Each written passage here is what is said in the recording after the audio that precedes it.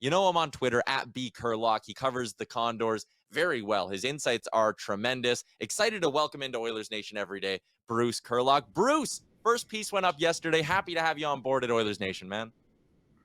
Well, first of all, thank you very much. Quite an honor to be a part of the team, and I certainly appreciate being here today. Let's chat a little Bakersfield Condors. Evaluating an AHL team for me, because I only do it at a very surface level, is always tough because it's like, okay, you want them to, be getting wins and be competitive and start to build up a winning environment. But at the same time, that can't be the number one priority for the team on that level. Are you a little bit concerned about the way things are going in Bakersfield? Well, yes. The short answer to that is yes. There's a couple of caveats for it. I mean, first, we don't know what instructions or what license Colin Chalk has to operate down there. So perhaps there is directives coming from Edmonton Oilers management that are managing this. If you leave that aside, when an AHL team is owned by an NHL team, it's very specific why they own them. They own them for prospect development, period, full stop. And as those who follow me on Twitter no doubt know, I've been in a couple of battles with Bakersfield fans who I understand their aspirations to want a winning team, which, by the way, they don't have one right now. But my point simply is that, this is an AHL team owned by an NHL team, and it's really all about prospect development. And what we're not seeing right now, if you look at someone like Carter Savoy, you're not seeing a player play more than maybe 8 minutes a night.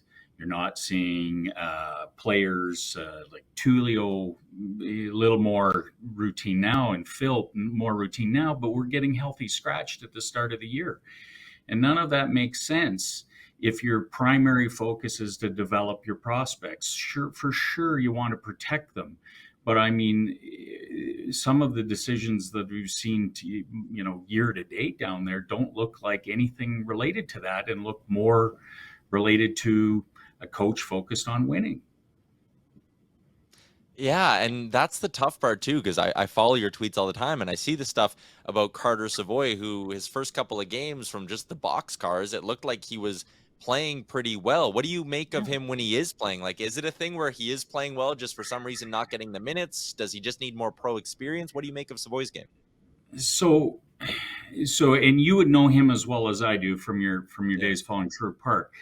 He's not an easy prospect, in my opinion, to develop or coach, right? He has a couple of skills, one in particular that is absolutely, without a doubt, an NHL skill.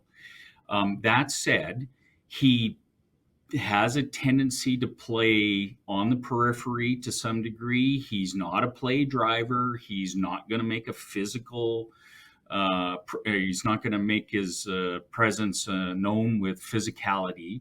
I think he understands his game really well, and I think he understands that he needs to be in space, and I think he needs, that he needs the opportunity to get his shot off. And I think that's hard for coaches. Like even last year at the University of Denver, you could see his head coach struggle with him and would often single him out and move him down to the second line, even though he was scoring. And I think the hope is that you would develop this player that was more complete. And I just don't think that's him. I think he's he's going to be a complementary player who's a scorer. I think when he does get a chance, it's interesting. There was a couple of times in the last two games where he's had the opportunity to play with Philp and Bourgault. And you can see a little more jump in his game. You can see that those players understand where he's going to be. And you can just see a little bit more creativity in his game there.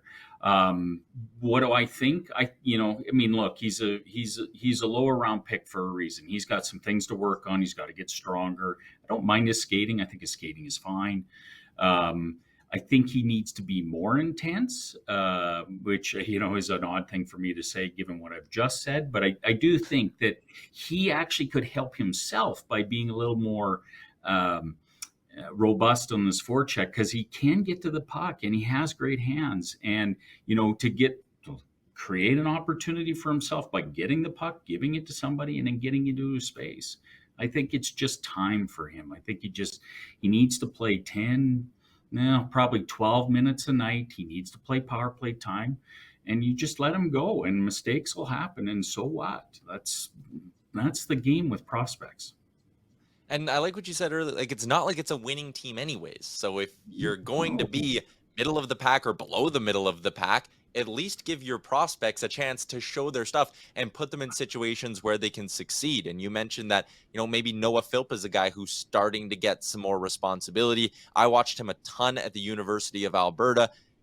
Man, this guy is so tantalizing as a prospect because he's got the size, he's got this good offensive instinct. What have you made of the strides Phillips made early in his Condors career?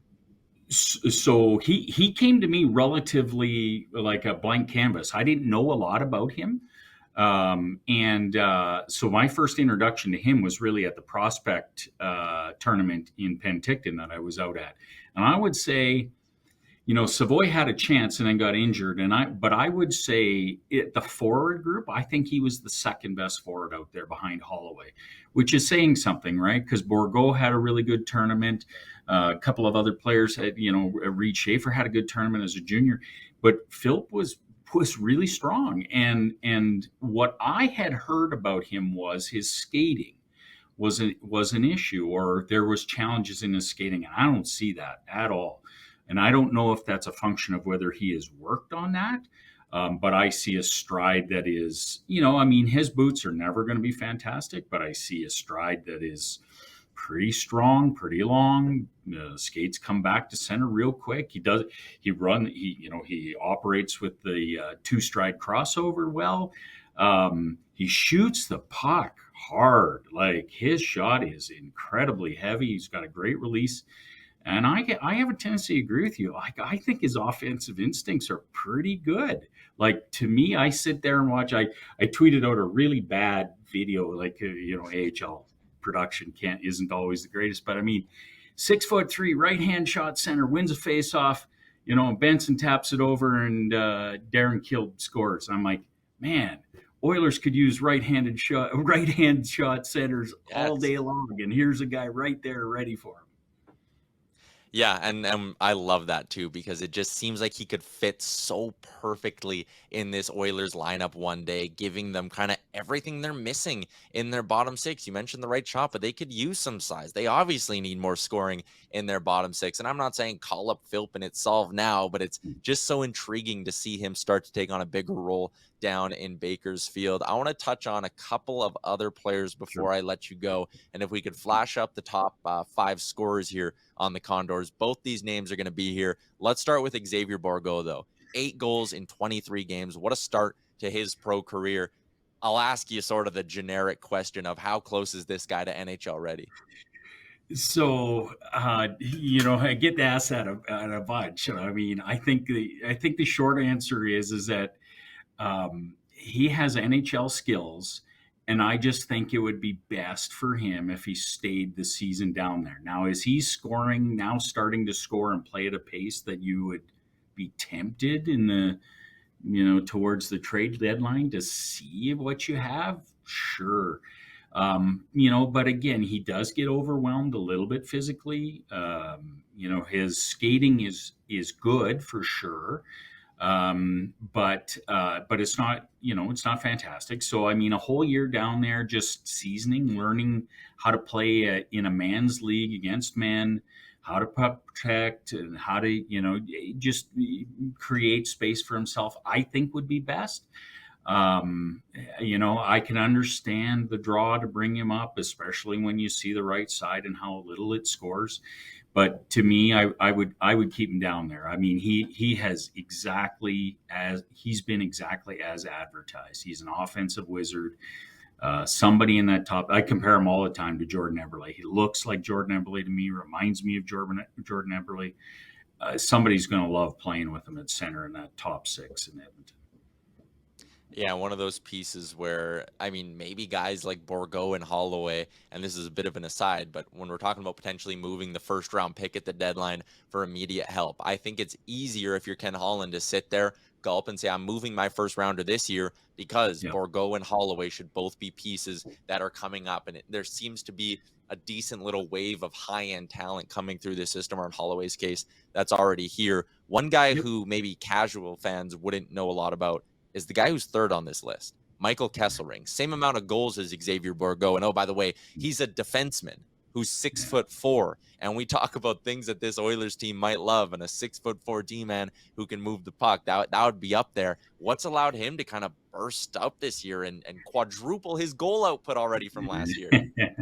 Well, I mean, to be fair, he's probably on the heater of all heaters, although his shooting Yeah. percentage is not out of the realm of normalcy for another player. For him, it is obviously, but I say all the time, he's a coach's kid, right? He is a coach's kid, and sometimes that can be a vice, but in his case, I think it's a virtue. Like, I've watched him for a number of years now, and every year he comes in, and whether it's the team has given him something to work on, or whether he is working on it with his dad or whatnot, but first it was his skating, and then it was some of his puck skills, and now this year it's really, I mean, it's a combination of things. He's obviously scoring. Again, he's just super confident with the puck right now, and I think a big piece to that is his lateral mobility. For a guy, you said 6'4", I think he's even listed as 6'5" in the AHL guide. Like, you watch him walk the blue line, it's impressive for a man of that size. And then the other piece, which, I mean, he was always more of a offensive or less focused on the physical side of the game, and that has changed this year. Like, he is absolutely intent on being hard to play against. There's been a couple of occasions where I've actually looked at tape and said, wow, he's trying to hurt people. And I don't mean that in a negative way, but I mean, like, physically leave a mark on a guy, so that the next time that guy comes down his side, the guy thinks about just chipping it in. And it's all really come together for him. And for a team that talked, or we heard these snippets about Vincent Desharnais, and maybe having a look. I'd be really, really curious. I feel bad for Vincent, like, couple of bad breaks with injuries, but boy, I tell you, this kid brings that same size, not obviously as much physical or defensive prowess perhaps, but man, he moves the puck, he skates with it, he makes a good outlet pass. Boy, I'll tell you, there's a bottom pairing defenseman there, I think, which is a testament, given, I think, if I remember right, he's a 6th round draft pick in 2018, if I remember right. It is, yeah.